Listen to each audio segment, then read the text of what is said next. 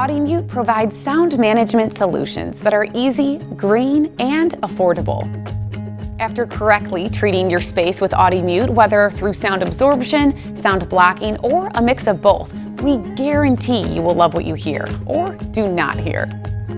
In this video, I'll show you how to install Audimute Strata, which is an effective sound absorption solution that comes in several styles. An Audimute Strata wall is made up of pieces in multiple sizes that can be cut as needed for an exact fit.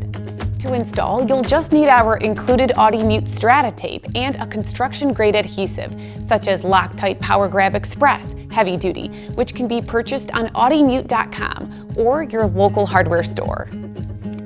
You may need a snap-off retractable utility knife and a T-squared to cut the pieces if needed. Start with the double-sided tape.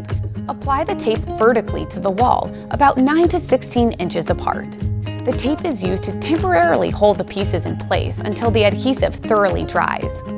Then work a small area at a time, starting from the lowest row so you have time to handle each piece before the adhesive begins to dry.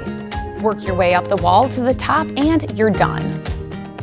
Also included with your order will be a paint touch-up kit that can be used to cover any nicks that may occur.